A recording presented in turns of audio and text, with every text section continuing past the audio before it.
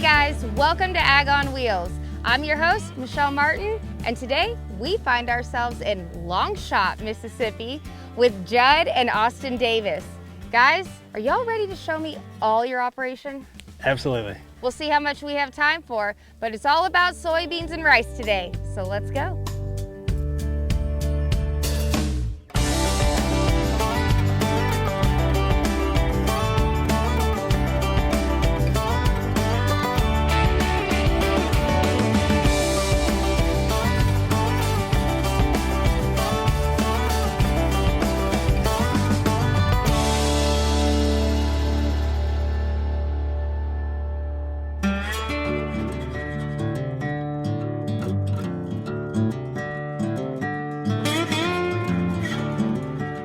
All right, Judd, these soybeans are really tall, obviously, and they look really healthy. What do you do to ensure the health of this plant? We try not to short ourselves in anything as far as short the plant in any kind of nutrient uptake or chemical uptake or anything that needs to be done to make a good, healthy yield. One of the things we use is Miravis Top. It helps protect against some diseases that would harm the plant. Here in our area and our soil type, we struggle with septoria, frog-eye leaf spot, target leaf spot. Those are some of the three big ones that we struggle with. We use Miravis Top to help combat those diseases. It does a fabulous job. It has a long residual. It does absolutely everything we ask it to do, and it helps us make a top yield in soybeans. There's a lot of options out there when it comes to fungicides. What makes Miravis Top kind of stand out from the rest? Miravis Top has been one of the best fungicides we've put out. We've had no trouble with disease, we've had no breakthrough. They stood behind their product, and we've made good yields with it, and it's done a fabulous job for us.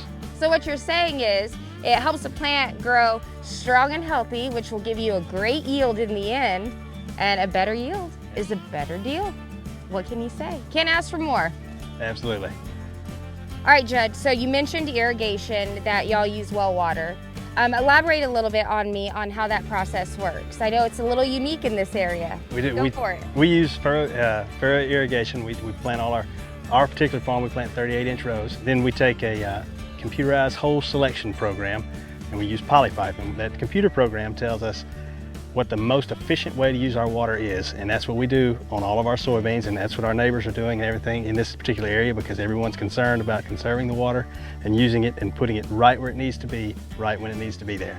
We take the program, it gives us a list of holes on the sheet as we go across the field, and it tells us exactly how many of each size hole to poke, and the water is put right where it needs to be.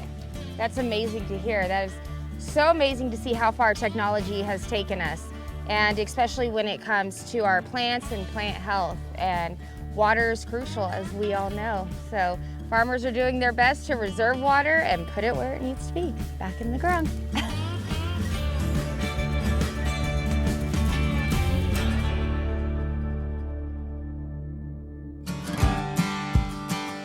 Okay, Austin, so I've covered a lot of crops, but I've never done rice. Tell me everything I need to know about this crop.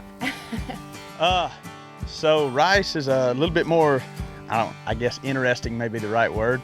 It takes a little bit more effort than something like soybeans and stuff. It's a little bit more labor intensive at times. It's a little bit more finicky. It's certainly region specific based off of its, needing water, soil type. You can plant it on a lot of soil types, but it seems to thrive on your heavier type soils. I think there's a lot of misconceptions about rice in the non-ag world. So this rice field right here, this can be brown rice or white rice. Oh. They are not separate varieties. It's just a matter of how they're milled. Kind of a crop that you get attached to and you enjoy growing, whether or not it's extremely profitable or not.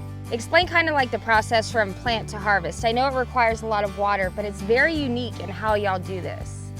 So the way that we do it, and different regions are done very differently. California grows it different, Texas grows it different, Louisiana grows it different. March 25th is normally our date of, we don't necessarily always get to start there, but we're probably not going to plant anything before March 25th. We dry seed ours. We do not water seed our rice. We dry seed it. Once it gets to be about 8 inches tall or so is when we start putting our permanent flood on, and we put levees out here, and that's what we're standing on. They have been knocked down. We knock our levees down in the water. We do not plant our levees, so we keep them bare and we knock them down in the water when we drain. But we'll put our levees up and then we'll flood the rice. We actually use same way we were talking about in soybeans, in which we used computer selected holes for irrigation. We use side inlet on rice, so we run the poly pipe down the side of the rice field. That way we can put water into each pad as we need it.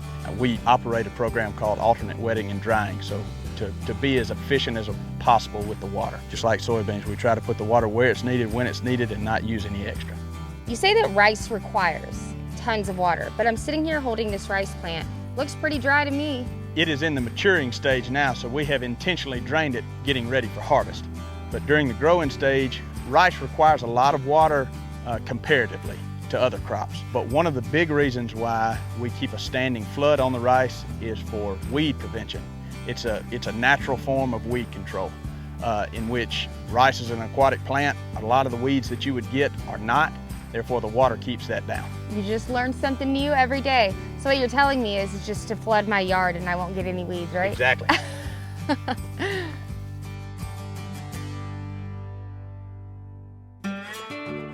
Every farm and everyone essentially has a story. Tell me about your story and how farming got integrated into your life. Our grandfather started the farm, and he farmed for a long time in the late 80s. Our mother and father were able to move into the role of ownership and running the farm. They have done a fabulous job at that. They were able to take it and grow the farm. Austin and I were both fortunate enough to grow up out here, right here in the middle. Long shot is a long ways from everywhere, and we were able to grow up out here in the middle of the country and live a country boy life and grow up farming and doing what we love, and it just instilled in us from the start what we love. When we were younger in high school and college age, we worked on the farm, did our part to make sure this place kept rolling, and now we have the opportunity to take the reins and carry it on. Carry it to the future. To your babies, right? That's right. What is one lesson that you hope to instill into your children when it comes to the world of agriculture? That it is not all corporate farms, and there are a lot of everyday people out here working real hard to make sure that folks can eat, and that there's a big disconnect between the folks who buy it at the grocery store and the folks who grow it. I at the very least would like them to try to help bridge that gap, to understand that we're out here sweating and doing the best that we can just to provide good food options for everyone. Farming is getting harder and harder, and people seem to be more against the farmer than for them. And I feel like the world of agriculture is losing its voice slowly. And so with that, what keeps you getting out of bed and continue on farming with all this scrutiny around? You mentioned it earlier that we both have kids, and I guess my children would be the reason why, because Austin and I grew up loving what we're doing. We still love what we're doing. And find a job you love, you never work a day in your life, and that's exactly the philosophy we live by. And this is I'll ask you that next time a combine breaks down. Yeah. No, I'm just kidding. Everybody has their bad days. Yes, that's right. As long as you continue to love it even after it's over with. And our children, hopefully they will be able to take this and grow it and continue on if they choose to do so. We're Right. not going to pressure them. We were not pressured into this lifestyle.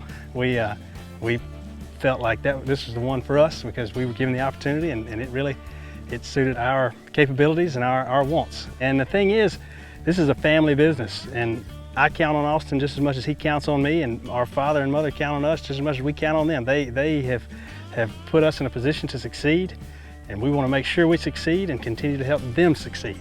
That's right, and you bring up your father and mother. I want both of y'all to tell me a little bit about your dad and the lessons you learned from him and how he really started farming as well. I want to stress how hard my father worked, but I also want to stress how hard my mother worked. It was a teamwork deal. But our father has instilled in us both, and from the get-go, that you get up and you go to work every day that you're supposed to go to work, and you go to church every Sunday and Wednesday too, and you thank the one who put us here and the one who provides for us. Amen. But he has really done a fabulous job of instilling good, wholesome values in our family and our continuing family. And I'll say it again and again, being in agriculture, it's not a job, it's a lifestyle. It is, you don't even have to grow up in farming, but when you do start becoming more involved into it, it's just in your blood. And it takes a special person to do that. And so thank you guys so much for having us here and showing us just a little glimpse of your operation. I know there's so much more. So I'm gonna come back. What do you think about that? Anytime. It might be a long shot. I'm a little hard to handle. They're trying to keep up with me. Where will I be next? Only God knows. We'll see you guys next time. God bless.